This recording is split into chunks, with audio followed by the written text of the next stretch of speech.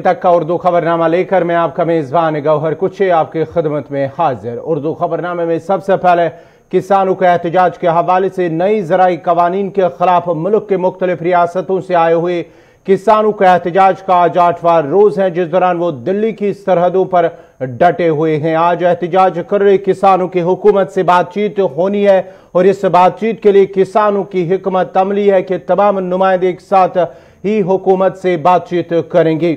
आज की मीटिंग में किसानों के जो अहम मुतालबात है उनमें नए मरकजी ज़राई कवानीन को फौरी तौर पर ख़त्म करना, हुकूमत की कमेटी तश्कील देने की पेशकश को मंजूर न करना, MSP मुस्तकिल लागू रहना, MSP के दायरे में 21 फसलों को शामिल करना और खुदकुशी करने वाले किसानों को माली मदद फराहम करने की गारंटी शामिल है। किसान रहनुमा इल्जाम लगा रहे हैं कि हुकूमत हल निकालने के बजाय किसानों को तकसीम करने की साजिश रची रही है, इसलिए किसान रहनुमाओं ने तय किया है कि वो एक साथ ही हुकूमत से बातचीत करेंगे।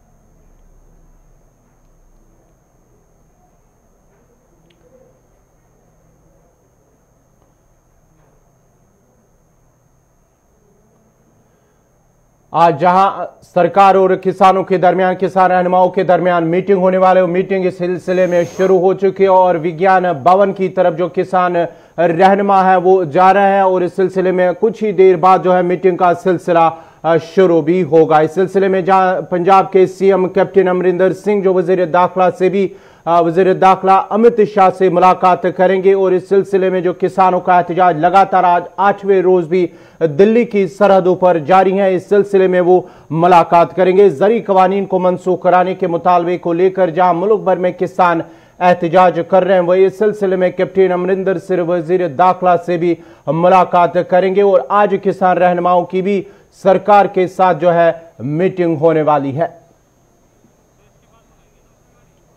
इस सिलसिले में किसान क्या कुछ कह रहे हैं पहले वो सुनते हैं, उसके बाद मजीद खबरें लेते हैं। किसानों के हक दे विच किसान वीरां असीं किसानों के जो काले कानून बनाए मोदी ने वो वापस कराने वास्ते आए, जिन्नी देर वो वापस नहीं करता असीं इत्थे डटे हुए हैं।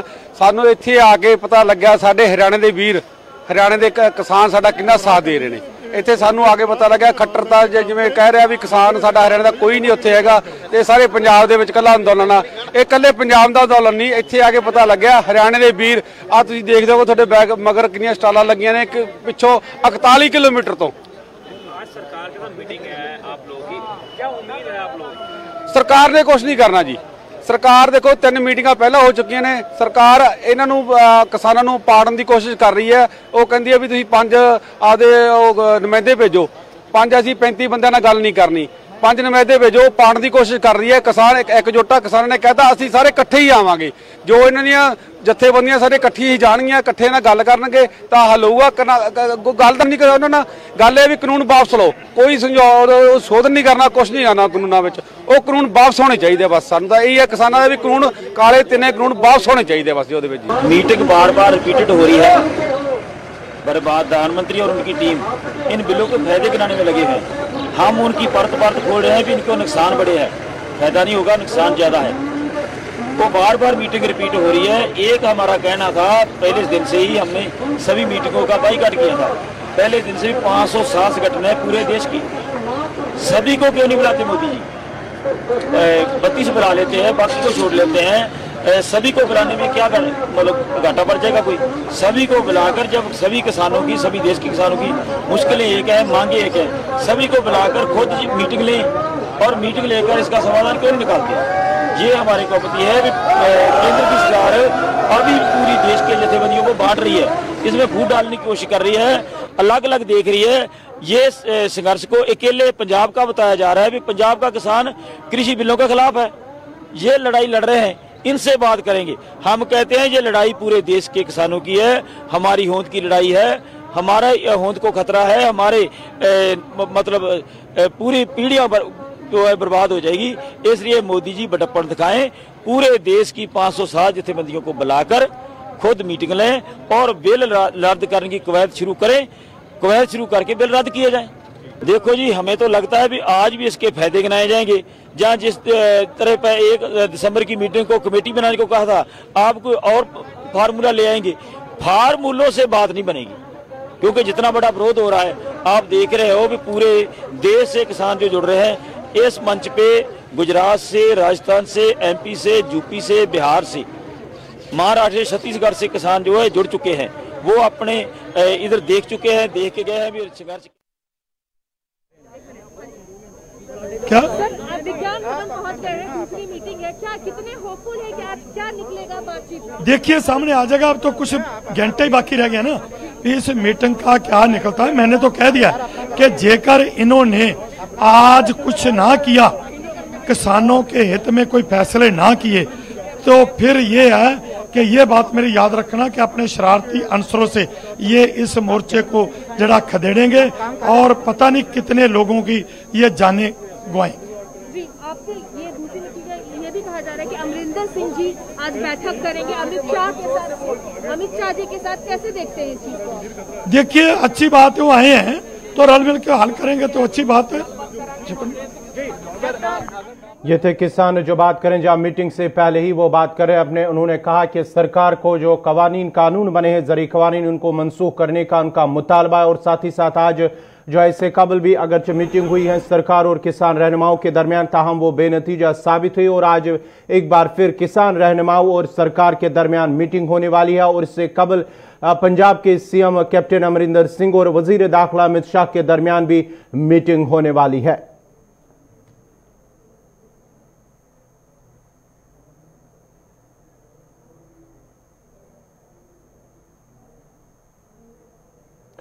Ministry of electronics and information technology ने विकिपीडिया को जम्मू कश्मीर का गलत नक्शा दिखाने वाले लिंक को हटाने का हुक्म दिया है। जराये का कहना है कि इलेक्ट्रॉनिक्स और इंफॉर्मेशन टेक्नोलॉजी वजारत ने इंफॉर्मेशन टेक्नोलॉजी एक्ट 2000 की दफा 69A का हवाला देते हुए विकिपीडिया को हुक्म जारी किया है। हुकूमत ने विकिपीडिया से इस लिंक को हटाने का हुक्म दिया है जिसमें जम्मू कश्मीर का गलत नक्शा दिखाया गया है। इलेक्ट्रॉनिक्स और वज़ीर इत्तलात और नशरियात रविशंकर प्रसाद ने इस पर नोटिस लेते हुए 27 नवंबर को एक हुक्मनामा जारी किया जिसमें विकिपीडिया को इस पेज को हटाने का हुक्म दिया गया क्योंकि इलाकाई सालमियत और इत्तेहाद की खिलाफ वर्जी है। और अगर विकिपीडिया हुकूमत के इस हुक्म पर अमल नहीं करती है तो हुकूमत इसके खिलाफ कानूनी कार्रवाई कर सकती है। इसमें वेबसाइट पर पाबंदी आयद करना भी शामिल है। हालांकि ये पहली बार नहीं जब हिंदुस्तानी हुकूमत ने किसी प्लेटफॉर्म पर हिंदुस्तान का गलत नक्शा दिखाने पर सख्ती दिखाए। इससे पहले ट्विटर ने लेह को चीन के हिस्से के तौर पर दिखाया था, जिसके बाद मिनिस्टर ऑफ इंफॉर्मेशन टेक्नोलॉजी के सेक्रेटरी ने ट्विटर के सीईओ से इस पर एतराज जाहिर करते हुए एक खत लिखा था। इसके बाद ट्विटर ने पार्लिमानी पैनल के सामने तहरीरी तौर पर माफी मांगी थी।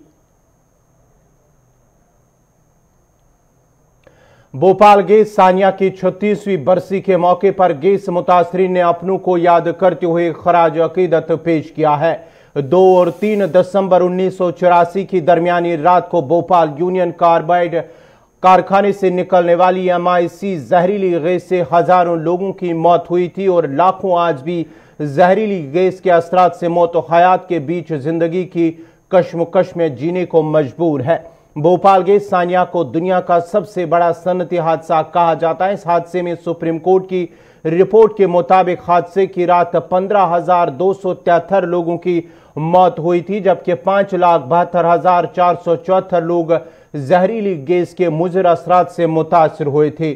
ताहम दुनिया के सबसे बड़े सनती हादसे के मुतासरीन को सूबाई और मरकजी हुकूमतों के जरिए कुछ भी नहीं दिया गया, जबकि मुतासरीन ने शिकायत की है कि वो आज भी इंसाफ के मुंतजिर है। 30 सालों में हमने ये देखा है और सारी पॉलिसी यही डिक्टेट करी है कि जो कंपनी चाहती है वही होगा। पीड़ितों का हित सार्वजनिक नहीं सबसे पहले पे नहीं है, कंपनी का हित सबसे पहले है। इसीलिए आज 36 साल बाद 5 लाख लोगों को मात्र 25,000 रुपए मुआवजा मिला है, जबकि उनको जिंदगी भर की तकलीफें हैं।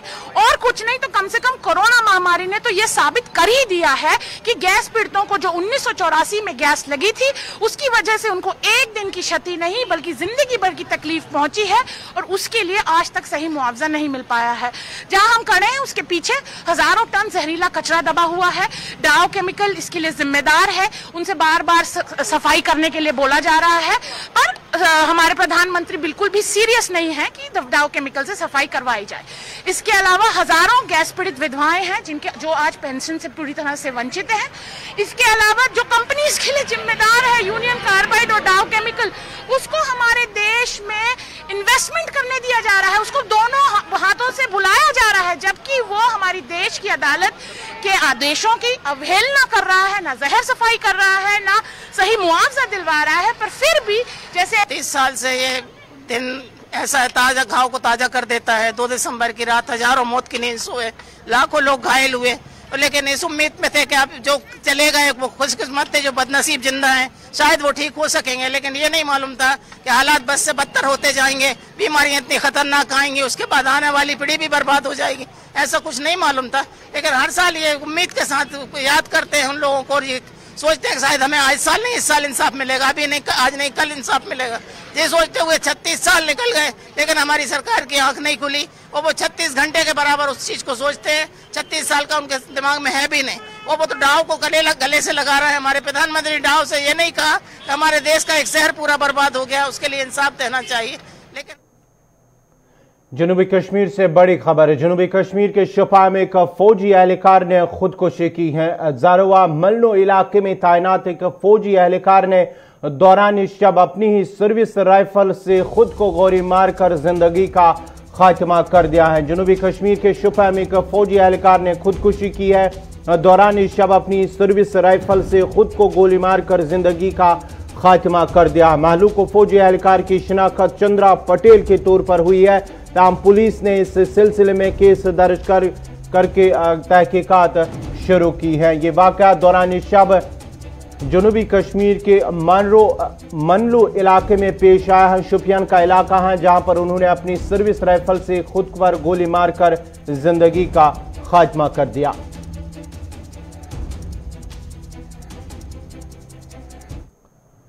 सख्त सर्दी के बीच महकमे मौसमियात ने एक मरतबा फिर वादी और पीर पंसाल के आर पार हल्की से दरमियाना दर्जे की बर्फबारी और बारिशों का इम्कान जाहिर किया। महकमे मौसमियात का कहना है कि आइंदा कुछ रोज तक कम से कम दर्जा हरारत में मजीद गिरावट देखने को मिलेगी। वादी कश्मीर में शदीद सर्दियों के लिए मशहूर 40 रोजा चले कलान के आगाज से कबल ही दर्जा हरारत नुक्ता अंजुमन से नीचे दर्ज होने से सर्दियों की शिद्दत में इजाफा हो रहा है। उधर सयाहती मकाम गुलमर्ग, द्रंग और टंगमर्ग में भी शदीद सर्दी के बावजूद मुल्की और गैर मुल्की सयाहों की तवज्जो का मरकज बना हुआ है। गुलमर्ग, टंगमर्ग और द्रंग इलाके में मुंजमद हुए पानी के जखायर दिलकश और पुरकशिश नजारा पेश करते हैं।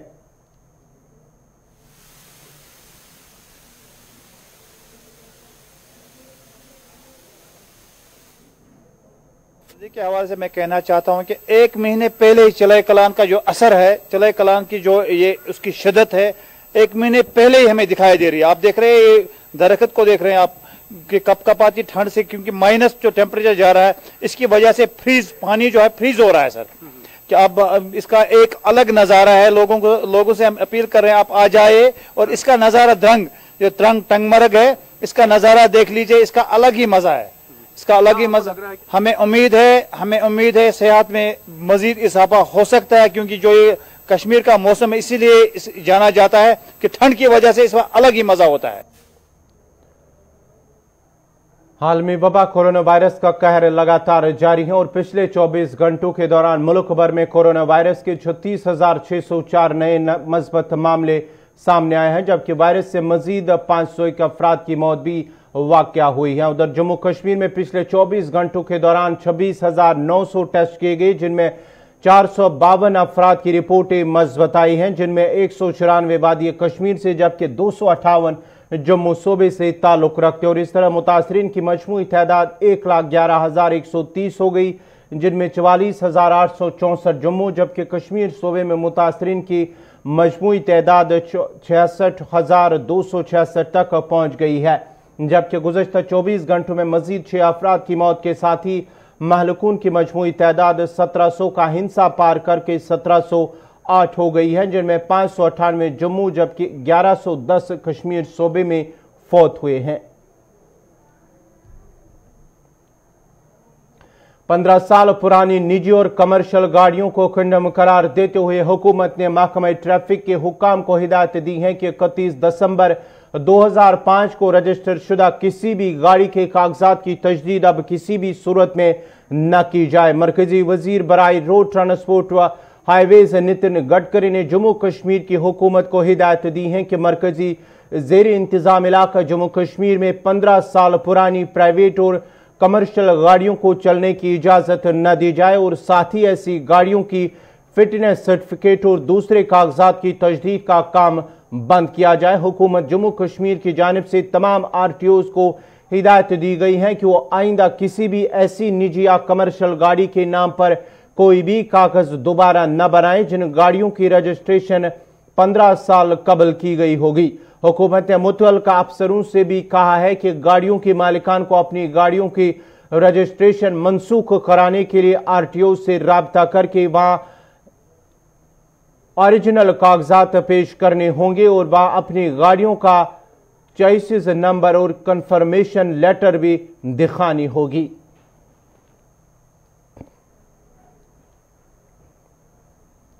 लद्दाख का सरमा के आगाज से मुल्क के दीगर हिस्सों के साथ जमीनी रास्ता मुनक़ता रहता है। कई बार जोजिला पास के सुरंग बनाने की कोशिशें हुई और बड़ी बड़ी एजेंसियों को इस टनल की खुदाई के दौरान मुश्किलात का सामना भी करना पड़ा। अब इस टनल पर दोबारा काम शुरू हो गया है। सीधा आपको जोजिला पास ले चलते हैं, जहां से हमारे नुमाइंदे मुदस्सिर ने मुतल्लिका एजेंसी के चंद जिम्मेदारों से बात की है। मेरे चारों ओर सफेद बर्फ की चादर और यहाँ का टेम्परेचर अगर आपको बता दूं, वह टेम्परेचर -22 रिकॉर्ड किया गया है। चूंकि ये वो जगह है जहाँ पे इस वक्त न कि सिर्फ लद्दाख को, पूरे जम्मू कश्मीर को और पूरे हिंदुस्तान को इसका इंतजार है कि कब लद्दाख के जोजिला टनल पर सुरंग होगी। और आपको बता दें, इस वक्त हम मौजूद हैं सीधे मीनामर्ग के उस जगह पे जहां पर लद्दाख के साइड से जोजिला टनल पर सुरंग का काम किया जा रहा है और आपको दिखाते हैं हम कहां पे हैं और यहां पे इस वक्त क्या मौसम के हालात है और साथ ही साथ यहां पे काम करने वाले लोग किस तरह मेहनत से काम कर रहे हैं। ठीक आप मेरे पीछे देख सकते हो चारों ओर मशीनें और यहाँ पे टनल की वो साइड जहाँ पे अभी भी काम किया जा रहा है। हालांकि जो काम करने वाले वर्कर्स हैं सारे बाहर से हैं और इस हर्ष क्लाइमेट में -22 के टेम्परेचर में यहाँ के लोगों की जरूरत को समझते हुए आज भी अपने काम मेहनत से अंजाम दे रहे हैं। लेकिन आपको बता देंगे, साथ ही साथ इनसे जानने की भी कोशिश करेंगे कि क्या यहाँ पे काम करना मुमकिन है। और इस वक्त ऐसे टेम्परेचर में जहाँ पे ठंड से लोग इस वक्त घरों से बाहर निकालना मुनासिब नहीं समझते, वहाँ पे लोग लद्दाख को दुनिया के साथ जोड़ने वाली सुरंग जोजिला टनल पर काम कर रहे हैं। मेरे पीछे आप देख सकते हो ये वो साइट है जहाँ पे जोजिला टनल की सुरंग करनी है। थोड़ा आगे बढ़ते हैं और देखते हैं मशीनें जो है यहाँ पे लगातार काम कर रही हैं और आमला जो है वो पूरी तरफ से अपना काम अंजाम दे रहे हैं। खासकर लद्दाख के लोगों की 70 साल पुरानी लॉन्ग पेंडिंग डिमांड रही थी, जिसपे इस साल सीजन में ही सेरेमोनियल ब्लास्ट किया गया, उसके बाद से काम शुरू किया गया और आज भी काम यहाँ पे लगातार जारी है।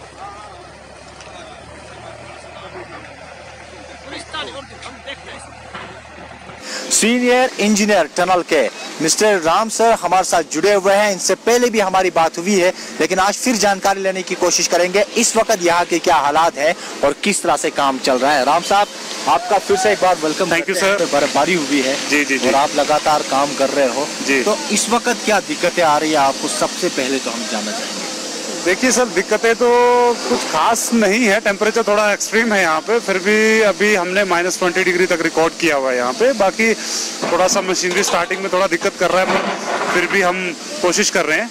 थोड़ा वर्किंग आवर्स थोड़े से कम मिल रहे हैं, जैसे जनरली हमारे को जो वर्किंग आवर्स रहते थे 10 to 12 आवर्स, पर आजकल हमें 6 से 7 घंटे ही मिल रहे हैं, पर फिर भी उसमें चल रहा है सर। अभी हम टनल में ऑलमोस्ट घुस गए हैं अंदर, तो हमारा टारगेट है कि कम से कम इस वर्किंग सीजन में मिनिमम 30 मीटर तो हम करें ही, और उसके लिए हम तैयारी भी कर रहे हैं। हमने कुछ एडवांस इक्विपमेंट्स और भी मंगवा रहे हैं। कि अब कब तक यहाँ पे काम कंटिन्यू रहेगा?